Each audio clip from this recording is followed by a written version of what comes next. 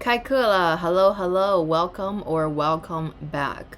欢迎回到另外一节课 Today we're going to go into A2, which is the finalization of plan and expectations. Today is the A2. So, as mentioned last time, we have 4 categories, and each category has 3 lessons. Very quickly, last class was about A1, misunderstanding of the gap. Today we are like the process gap. Today we're learning about the core skill of clarifying ambiguity, which happens a lot in the corporate world, in communication with your job. So, expectation mismatch. I started to write this formula here for you. There are also 3 parts, and it's category, example, and impact. So it's a minor difference, right? Last class was gap instead of example, but the formulas are close enough where if you have solidified your knowledge from the previous lesson, you can easily take on today's lesson, but at the same time you will still be learning a lot of new things. Okay, so we are going to briefly go over what these 3 things mean: category, example, and impact. So if this was a live class with one of my students, by the way, I am available to teach you one-on-one to give you that extra attention if you would like, and I'll leave my email or WeChat 微信给你，可以直接联系。So category. What that means here is what wasn't finalized. Example is how it showed up. And then impact is what it affected. So keep these 3 things in mind for today's 3-layer structure as we go over how to talk, clarifying ambiguity. So expectation mismatch. I would ask my student, can you please tell me what does this phrase mean to you? So I would give him 10-15 seconds and I would listen to his response.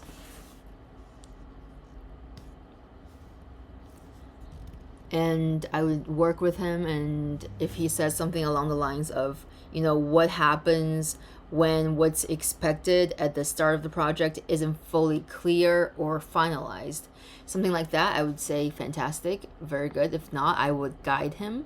Sometimes I would ask another question or 2 to help push him towards thinking more of the system language style. So I would ask him something like, so can you think of a project where explanations were not fully clear? And the first time around, I don't correct as much. I just let him think. By allowing him to think, he usually can correct himself, actually. So I'll give that another 30 to 60 seconds.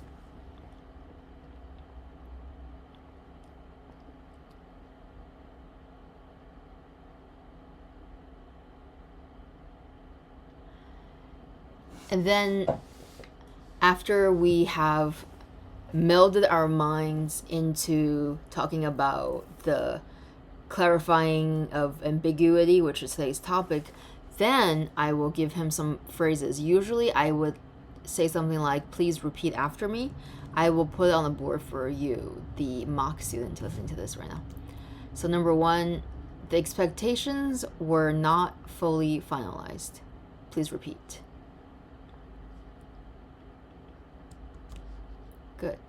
And this is where I would work meticulously for intonation of a word or a couple of words so that you get the tone right, not only the pronunciation. Next, There was alignment early on, but details evolved. You see how there are no specific information here. I'm not telling you exactly of all of the issues of the problem. I'm simply telling you there was alignment in the beginning, but then things changed. So this is very nice. Please repeat.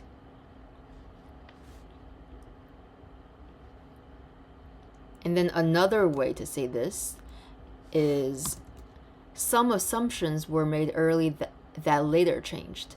Some assumptions were made early that later changed. Please repeat. Great. And then I would ask him to do it again, all three of them. So I'll give you 30 seconds so you can do it yourself.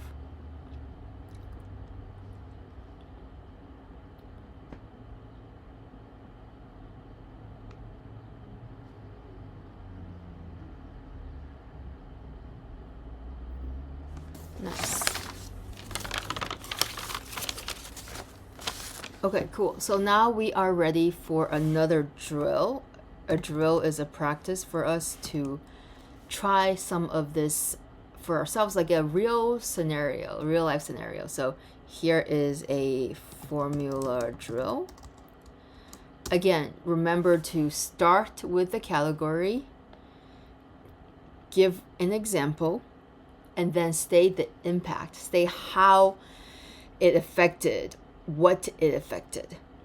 So let's begin. Here is an example. Expectation mismatch. I will copy and paste this on the board so we have it together. Expectation mismatch. We initially agreed on a feature set, but details evolved, so the timeline shifted. Beautiful. Please repeat. Good. And then I will ask you to give you a real example from your life. And this sometimes takes 3 to 7 minutes. I am just listening, giving all of my presence and listening to you in the beginning. Go ahead. Try it now. The only way you get better speaking is speaking.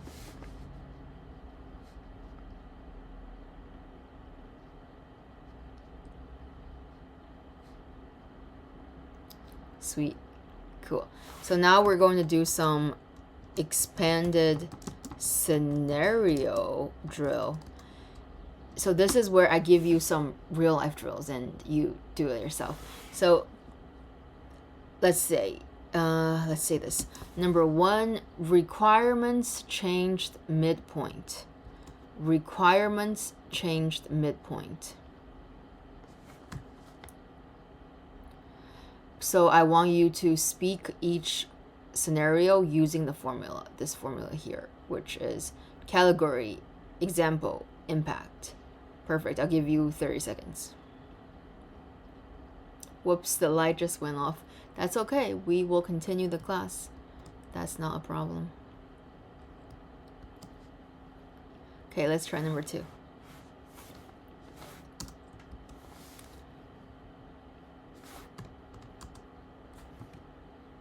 Stakeholders gave different priorities. Again, use the formula. And I encourage my students to first think abstract and then the details.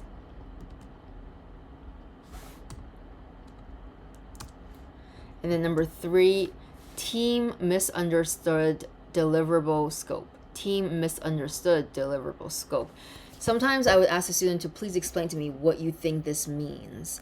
And then after we receive some simple acknowledgement of the problem, I would ask him, okay, now tell me using this formula drill. Excellent. Yep. So throughout all of this practice, I will continue to reinforce, meaning to drill this in his head. Category, example, impact. So the idea is to highlight neutral, process-focused system language. Again, we are not emotional, we are neutral. We're not personal, we're systematic. So then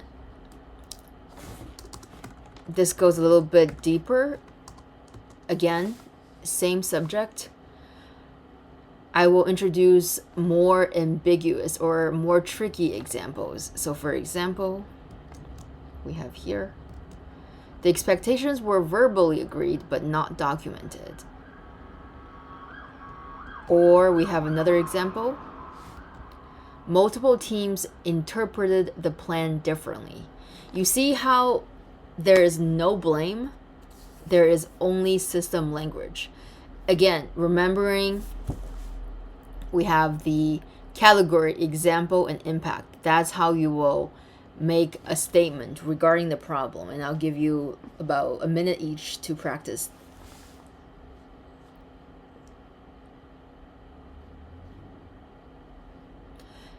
And throughout, I will continue to reframe any blame, you might say, into gaps or system gaps. This way, you are not blaming.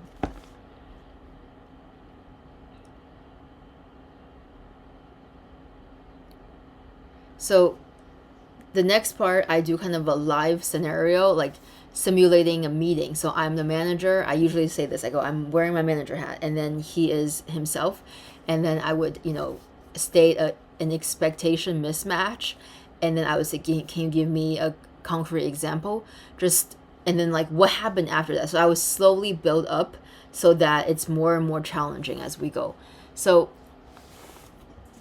the idea here is, so for instance, in these cases here, like these two mean about the same thing. So I would introduce to my students the different ways to say about the same thing, and I would ask the student, which one feels the most natural to you? Because whichever feels the most natural to you, that's the one you should stick to. And then for the wrap up, I would ask him something like, can you summarize today's lesson, or can you give me a key takeaway?